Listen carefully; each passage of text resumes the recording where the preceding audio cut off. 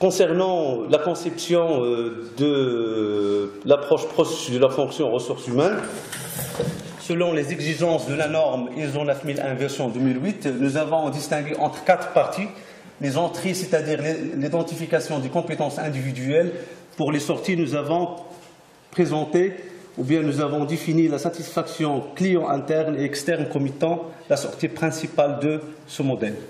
En parallèle, nous avons mis en place des processus ressources humaines, c'est-à-dire la gestion des compétences, gestion administrative, recrutement et mobilité et formation continue. En parallèle, nous avons précisé les mesures d'accompagnement, notamment l'implication des acteurs de la fonction ressources humaines comme étant une mesure d'accompagnement essentielle, l'organisation officielle de fonctions ressources humaines à travers la mise en place des organigrammes officiels adoptés par les services de finances, et la maîtrise des outils de GRH.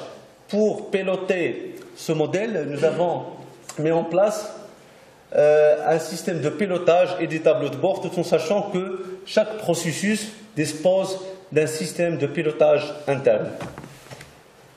Voici un exemple de la rédaction d'un processus.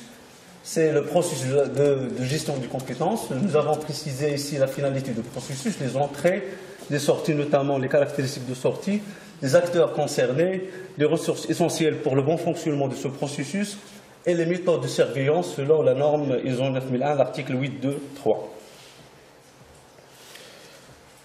La norme ISO 9001 exige l'interaction entre les processus. C'est pourquoi que nous avons préciser ou bien identifier les interactions entre ces 4 processus. Nous avons considéré le processus de gestion de compétences comme étant le processus central, d'accord, pour définir les besoins de l'université en matière de compétences.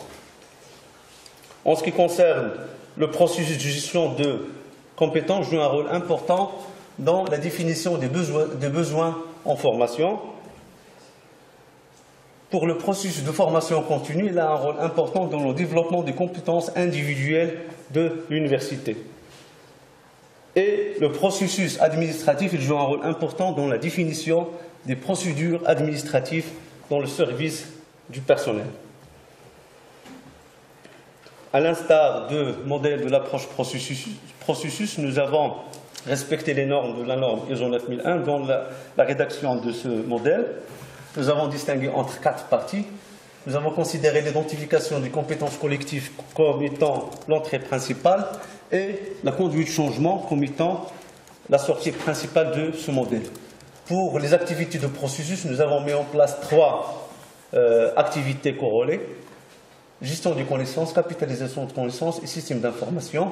Et nous avons mis en place des mesures d'accompagnement. C'est la mise en place d'une politique de communication pour faciliter la transmission des connaissances, fonctionnement stratégique des instances d'université comme le conseil de l'université, le conseil d'établissement et les commissions permanentes, et encourager davantage l'organisation collective du travail et bien évidemment un système de pilotage pour mieux piloter ou bien pour le bon fonctionnement de ce modèle. Pour permettre à ces 2 modèles de fonctionner efficacement, nous avons rédigé également une cartographie des compétences.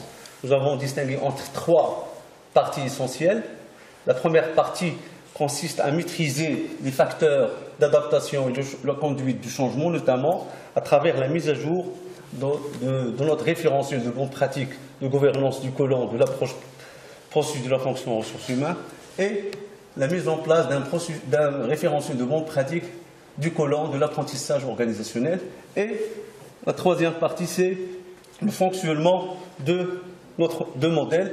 À travers la maîtrise de cette cartographie, l'université pourra identifier et manager des écarts constatés aussi bien à l'intérieur de l'université qu'à l'extérieur de l'université.